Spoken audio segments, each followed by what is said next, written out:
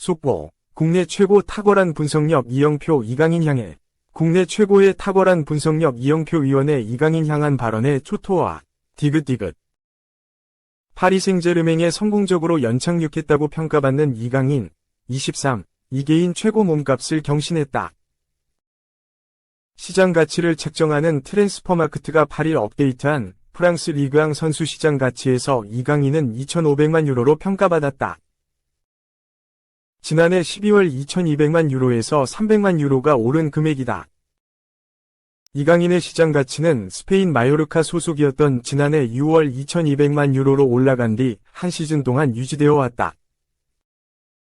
발렌시아 아카데미가 배출한 최고 유망주라는 평가를 받았던 이강인은 2019년 20세 이하 월드컵에서 최우수 선수상을 수상하며 주목받았고, 당시 시장 가치는 2천만 유로였다. 2020년 4월 시장 가치가 1,350만 유로까지 떨어졌으나 2020년 10월 시장 가치가 다시 2천만 유로로 올라갔다. 2021년 발렌시아에서 출전 시간이 다시 줄어들면서 시장 가치가 1월엔 1,500만 유로, 6월엔 1,000만 유로로 떨어졌다.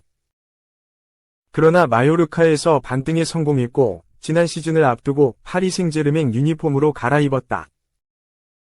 파리 생제르맹이 이강인 영입을 위해 투자한 금액이 2,200만 유로다. 이적 첫해 리그앙과 컵대회를 포함해 36경기에 출전한 이강인은 킬리안 음바페가 떠난 이번 시즌엔 더욱 비중 있는 역할을 맡고 있다. 리그앙에서만 7경기에 출전해 3골을 기록했으며 챔피언스리그에서도 2경기에 나섰다. 8일 니스와 경기에서도 빛났다. 팀이 0에서 1로 끌려가자 루이스 엘리케 감독은 후반 시작과 함께 이강인을 교체 투입했다. 축구 통계 매체 풍옵에 따르면 이날 이강인은 평점 7.2점을 받았으며 태클 성공률 100%를 자랑했다. 또한 패스 성공률은 91%였으며 이번이 기회를 창출했다. 준수한 활약에 현지 팬들의 극찬이 이어졌다.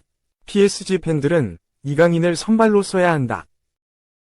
그는 이번 시즌 초반 최고의 PSG 선수다. 라는 등 찬사를 쏟아냈다. 이강인의 가치는 이날 경기에서만 한정되지 않는다. 축구 통계 매체 후스코어드닷컴에 따르면 이강인은 이번 시즌 현재까지 총 7개의 키패스를 기록했다. 니스전을 포함해 총 423분을 소화한 이강인은 90분당 3.6개의 키패스를 기록했으며 이 기록은 리그앙 1위, 유럽 5대 리그 선수 중에선 7위의 기록이다. 이강인의 위에는 부카요 사카, 아스날, 케빈 데 브라위너, 맨체스터 시티, 하피냐, FC 바르셀로나 등이 자리했다. 놀랍게도 리그앙에서 키패스가 가장 많지만 이번 시즌 이강인은 어시스트가 하나도 없다. 이강인의 패스를 받은 동료들이 제대로 마무리하지 못하고 있다는 것으로 해석할 수 있다. 이강인은 또 이번 시즌 내내 다양한 포지션을 소화하며 멀티 자원으로서의 가능성도 보이고 있다. 이강인은 니스전 직전까지 주로 가짜 9번 역할을 소화하며 팀 동료들에게 공간을 제공했다. 이강인의 팀 동료 브래들리 바르콜라는 무려 1,500만 유로가 오른 6,500만 유로로 음바페가 떠난 리그앙에서 가장 비싼 선수가 됐다. 주앙 네베스, 아슈라프 하키미, 워렌 자일의 에메리, 우스만 덴벨레가 6천만 유로로 공동 2위에 자리했고 비티냐와 누노 멘데스가 5,500만 유로로 뒤를 잇는다. 파리 생제르맹 수비수 밀란 슈크리니아르는 무려 1,000만 유로가 깎여 2천만 유로가 됐다.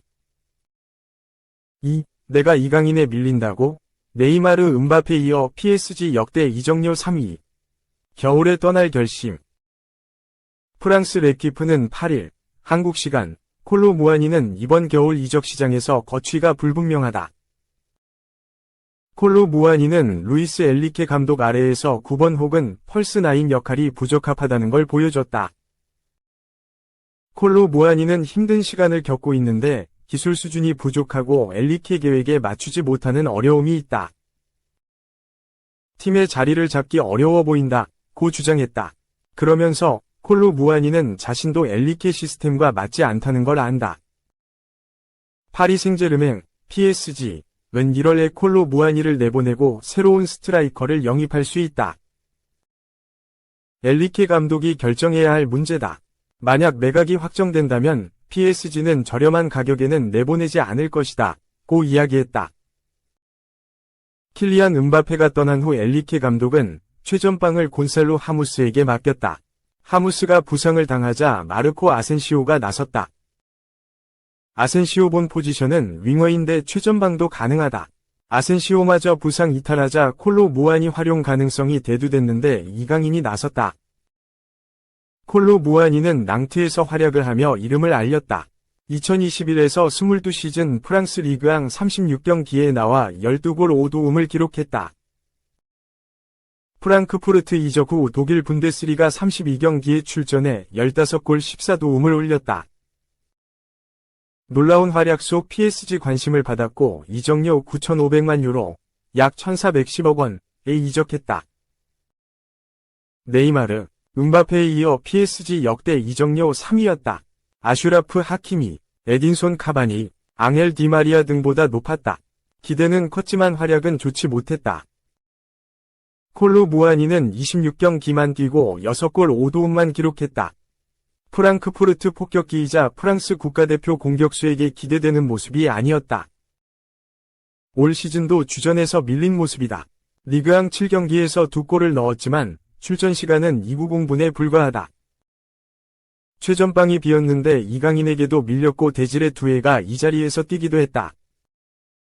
콜로 무아니는 기회를 받았는데 아쉬운 경기력만 보여줘 PSG 팬들의 신뢰를 떨어뜨렸다. 콜로 무아니 이적 가능성이 제기되는 이유다.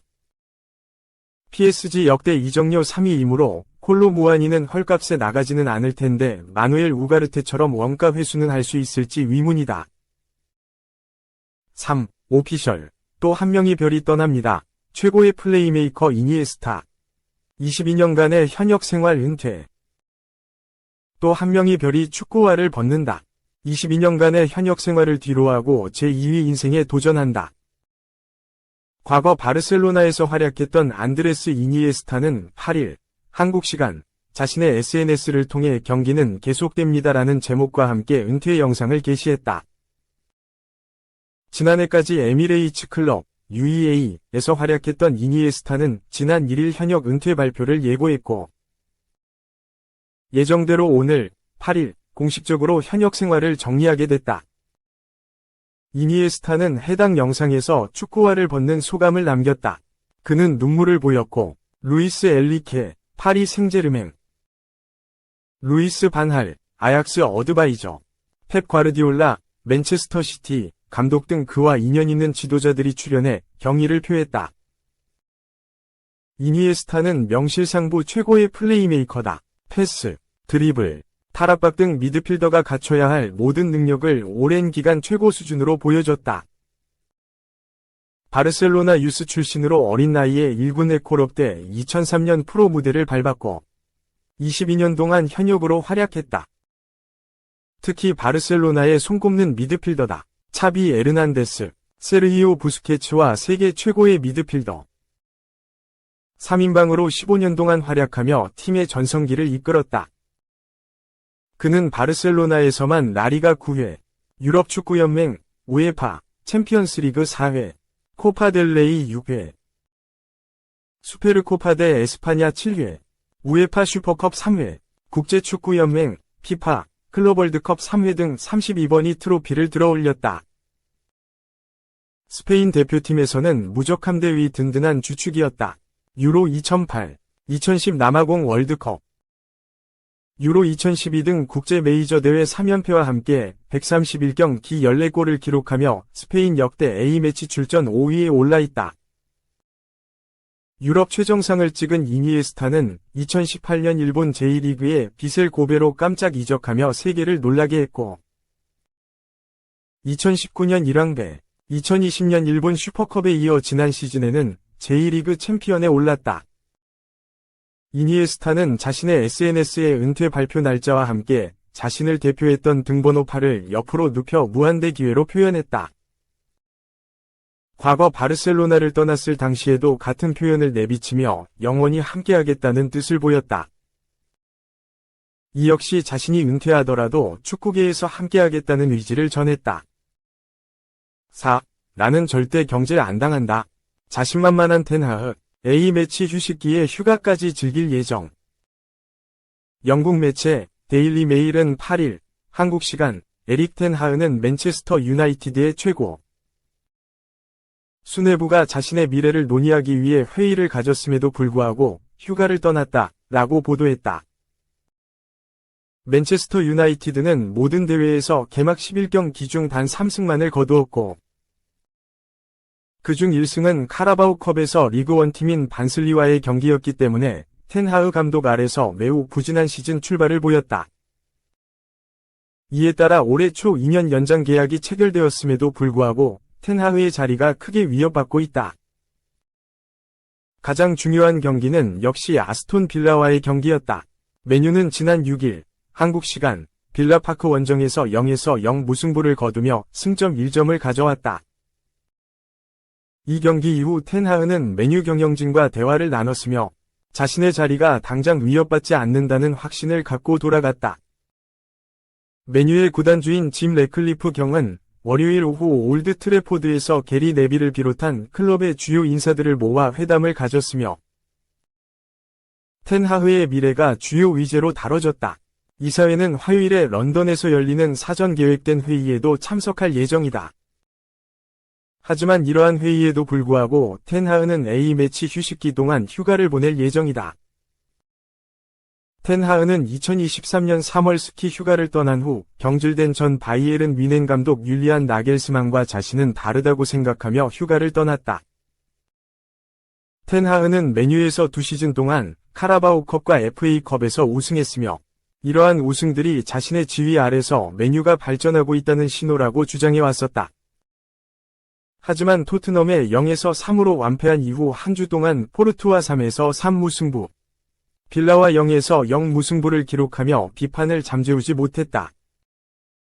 현재 텐하흐의 미래에 대한 논의는 월요일까지 계속되었으며 화요일에 열리는 집행위원회 회의에 글레이저 공동회장, 최고 운영 책임자 콜레트 로슈, 최고 재무 책임자 로저 벨이 합류할 때 다시 위제로 다뤄질 예정이다.